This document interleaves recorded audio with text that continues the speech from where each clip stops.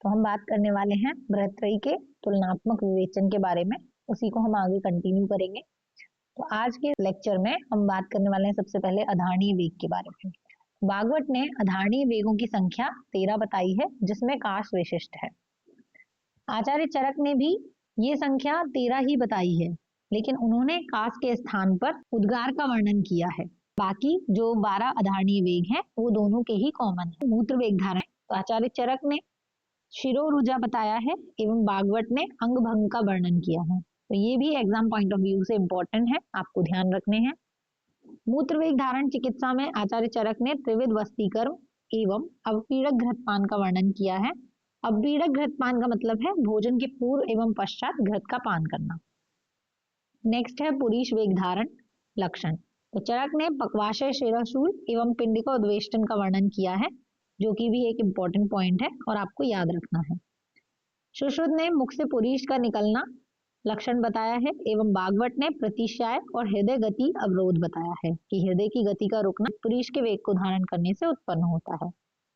शुक्र वेग धारण लक्षण तो चरक ने हृदय व्यथा बताया है, ये भी पहले एग्जाम्स में पूछा गया है। भागवत ने मूत्र शुक्र, ज्वर, अंग भंग एवं वृद्धि रोग का वर्णन किया है। अपान वायु वेग धारण लक्षण में चरक ने क्लम बताया है।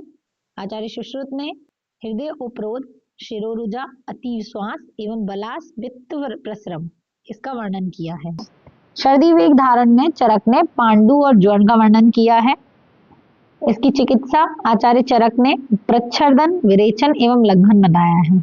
ये भी इंपॉर्टेंट है क्योंकि सर्दी के वेग धारण में ही प्रच्छर्दन का वर्णन आचार्य चरक ने किया है और आचार्य भागवत ने गंडूष को विशिष्ट कहा है। शवथु वेग धारण आचार्य चरक ने अर्दित और अर्धावेदक, शवथु यानी कि छींक, तो छींक के वेग को धारण करेंगे तो अर्धावेदक मीन्स उसको आधे सिर में दर्द होगा। सुश्रुत ने पूजन बताया है। तो शवथु वेग धारण चिकित्सा में भागवत ने अंजन को विशिष्ट कहा है, ये भी आपको ध्यान रखना है। शवथु वेग धारण में भोजनोत्तर घृतपान भी एक इम्पोर्टेंट पॉइंट है। उद्गार वेग धारण लक्षण में भागवत ने आधमान एवं कास कहा है। भागवत जृंभा वेग धारण के लक्षण शवतुवत माने हैं, तो ये भी याद रखना है। शुदा वेग धारण लक्षण में चरक ने अंगमर्द अरुचि, सुश्रुत ने दृष्टि दौर्बल्य एवं भागवत ने अंगभंग कहा। विपाशा वेग धारण लक्षण में चरक ने श्रम साध का वर्णन किया है। अश्रु वेग धारण में भागवत ने मन्यास्थम, विभ्रम और गुल्म वर्णित की है। मन्यास्थम आपको याद रखना है। निद्रा वेग धारण में भागवत ने मोह एवं आलस्य कहा है। श्रमजन्य श्वास में चरक, सुश्रुत एवं भागवत तीनों ने गुल्म, हृदय रोग एवं सम्मोह लक्षण कहे हैं। ये तीनों ही लक्षण आपको ध्यान रखने हैं। अभी हम बात करने वाले हैं कि वेग धारण के लक्षण में कुछ स्पेसिफिक जो पॉइंट्स हैं। तो हृदय रोग हमें 2 वेग धारण में मिलता है, अश्रु वेग धारण एवं श्रमजन्य श्वास वेग धारण से। हृदय व्यथा पिपासा वेग धारण से। हृदय रसोविमन उद्गार वेग धारण से। पांडु सर्दी वेग धारण से। बाधिर विपासा वेग धारण से, ये भी पहले पूछा गया है। अंग भंग जैसा मैंने अभी आपको बताया था कि मूत्र वेग धारण में, साथ ही साथ क्षुधा वेग धारण में अंग भंग मिलता है। गुल्म जिसकी हमने अभी बात की थी तो श्रमजन्य श्वास में मिलता है एवं आचार्य भागवत के अनुसार अश्रु वेग धारण में भी गुल्म मिलता है। वर्चरोध पुरीश वेग धारण एवं अपान वायु वेग धारण से। इसके अलावा शिरः शूल मूत्र पुरीश एवं शक्तु के वेग अवरोध में देखने को मिलता है। विनाम मूत्र एवं जृंभा के वेग अवरोध में मिलता है, तो ये आपको ध्यान रखने हैं। अब हम बात करते हैं उदावर्त के भेद के बारे में। तो आचार्य चरक ने उदावर्त के 6 भेद बताए हैं। आचार्य सुश्रुत ने 13 भेद बताए हैं एवं आचार्य भागवत ने 14 भेद बताए हैं। नेक्स्ट है व्यायाम से लाभ। तो कर्म सामर्थ्य और दुख सहिष्णुता यानी कि दुख को सहन करने की शक्ति व्यायाम से उत्पन्न होती है। व्यायाम की सीमा, ये इंपॉर्टेंट पॉइंट है, कब तक करना चाहिए व्यायाम, तो अर्ध बल तक व्यायाम करना चाहिए। देह प्रकृति तो दोषों का अनुशय अर्थात जन्म काल से शरीर में रहने से अनुकूलता होने से 4 प्रकृति इन्होंने बताई हैं। वातज जिसको सदातु कहते हैं, पित्तज, कफज और सम। इसके अलावा द्वंद्वज प्रकृतियों का भी वर्णन किया गया है। मल वृद्धि लक्षण, तो मलायन में गौरवता का मीन्स भारीपन का होना और अधिक मल की उत्पत्ति होना मल वृद्धि के लक्षण है।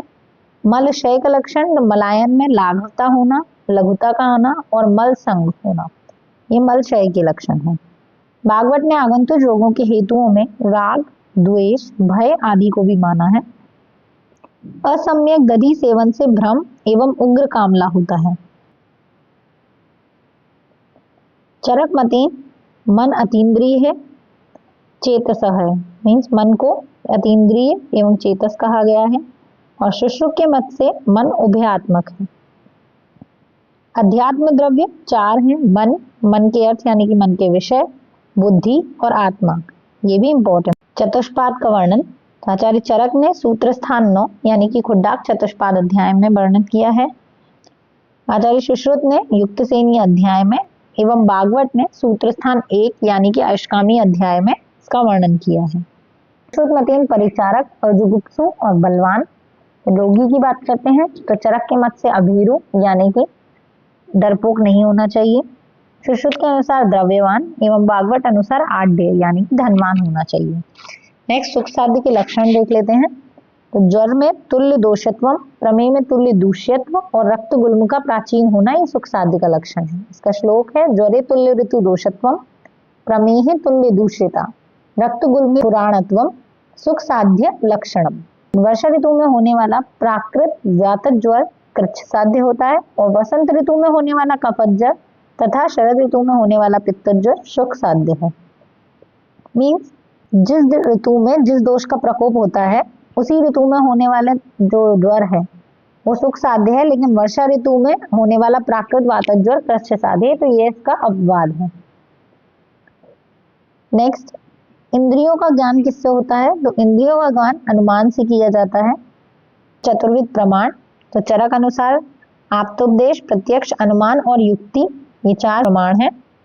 सुश्रुत के अनुसार प्रत्यक्ष, अनुमान, शब्द एवं उपमान, ये प्रमाण है। आयुर्वेद में सबसे अधिक उपयोग में लाया जाने वाला प्रमाण है आप्तोपदेश प्रमाण। अनुमान अवयव 4 है, लिंग, व्याप्ति, पक्ष धर्मता एवं परामर्श। युक्ति प्रमाण का समावेश अनुमान में होता है। आचार्य चरक मतेन बाह्य रोग मार्गत रोग है 14, मर्मस्थि संधिगत रोग है 12 और कोष्ठागत रोग है 16। ये भी आपको याद रखने हैं। बाह्य रोग मार्ग 14, मर्मस्थि संधि के 12 और कोष्ठगत 16। उसमें भी हम कुछ इंपॉर्टेंट की बात कर लेते हैं कि बाह्य और अभ्यंतर रोग मार्ग दोनों में ही विसर्प, शोथ, गुल्म, अर्श और विद्रधि में देखने को मिलते हैं। तो इसको हम इससे भी याद रख सकते हैं, बी एस, विसर्प, शोथ, गुल्म, अर्श और विद्रधि। ये बाह्य और अभ्यंतर दोनों में है, लेकिन जो बाह्य रोग मार्ग है उसमें ये उत्तान मिलते हैं और जो अभ्यंतर रोग मार्ग है वो ये वहां ये गंभीर मिलते हैं। नेक्स्ट, जो मर्मस्थीगत रोग है उसमें भी इंपॉर्टेंट है कुछ, जैसे राज्यक्षमा एक इंपॉर्टेंट है। इसके अलावा गुदभ्रंश, ये भी इंपॉर्टेंट है, पहले पूछे गए हैं। प्राकृत शरीरस्थ वायु के कर्म, तो सर्व शरीर धातु व्यूकर एवं संधान कर। जो प्राकृत शरीर वायु होती है ये सर्व शरीर धातु व्यूकर होती है, साथ ही संधान कर होती है। तो ये आचार्य चरक के द्वारा 12वें चैप्टर में बताए गए हैं। प्राकृत लोक संचारी वायु के कर्म धरणी, धारणम और धातु विभाग इसके लक्षण है। वायु के पर्यायों की बात कर लेते हैं, तो भगवान, प्रजापति, विश्वकर्मा, विभु, विष्णु, नियंता, ये पर्याय बताए गए हैं। प्रकोपित लोक संचारी वायु शिखरी शिखराव मथनम, उत्पीड़नम सागरणम, भावनाम च अभाव कारणम। तो ये जो कोटेशंस हैं, इन कोटेशंस को देके भी कई बार एग्जाम्स में पूछ लिए गए हैं। अब बात करते हैं स्नेह के गुणों की। तो तेल गुण, तेल में योनि विशोधनम, तेल का इंपॉर्टेंट गुण है। वसा के गुण में योनि विभ्रंश, तो ये भी आपको तुलनात्मक याद रखना है कि तेल योनि का शोधन करता है और वसा योनि भ्रंश में उपयोगी है। नेक्स्ट, तेल का अनुपान यूष है एवं वसा मज्जा का अनुपान मंड है और घृत का अनुपान ऊष्म जल है। स्नेह मात्रा, तो चरक मतेन प्रधान मात्रा यानी कि वो मात्रा जो अहोरात्र में पच जाए। अहोरात्र यानी कि दिन और रात में, यानी कि 24 घंटे में पच जाए। मध्यम मात्रा जो दिन में पच जाए, और लघु मात्रा जो आधे दिन में पच जाए, यानी कि 6 घंटे में पच जाए। इसमें कुछ इंपॉर्टेंट पॉइंट है, जैसे प्रधान मात्रा गुल्म, सर्पदंश, विसर्प, उन्माद और मूत्रकृश में निर्दिष्ट है। इसके अलावा मंद विभ्रंशा, अरुष्क, स्फोट, पीड़िका, कुष्ठ, प्रमेह और वात रक्त में निर्दिष्ट है। जैसे ज्यादातर स्किन डिजीज हैं जिनमें ये निर्दिष्ट की गई है। और हीन मात्रा ज्वर, अतिसार और कास में निर्दिष्ट है। साथ में इसमें एक इम्पॉर्टेंट पॉइंट है कि मध्यम जो मात्रा है उसे मंद विभ्रंशा भी कहा जाता है, तो ये आपको याद रखना है। भागवत के अनुसार बात करें तो प्रधान मात्रा जो 8 प्रहर में पच जाए, मध्यम मात्रा 4 प्रहर और लघु मात्रा 2 प्रहर। जैसे हमने लास्ट में बात की थी, मंद विभ्रंशा मीन्स मध्यम मात्रा की जो स्नेह की मात्रा है वो मंद विभ्रंशा कहलाती है और सुख पूर्वक शोधन करने वाली होती है, तो ये भी आपको याद रखना है। स्नेह की ऐसी ऐसी मात्रा ये भागवत ने बताई है, ये भी आपको याद रखना है। 1 से 2 तोला इसकी मात्रा है। सुश्रुत मतेन स्नेह की प्रशस्त मात्रा दिन के चतुर्थांश में पचने वाली अल्प दोष प्रकोप में हितकर, ये भी इंपॉर्टेंट है। आधा दिन में पचने वाली मध्य दोष में हितकर होती है और 3/4 दिन में पचने वाली प्रबल दोष में हितकर होती है। नेक्स्ट, 1 दिन में पचने वाली श्रेष्ठ और मद में हितकर है और अहोरात्र में पचने वाली मानस रोग के लिए हितकर है।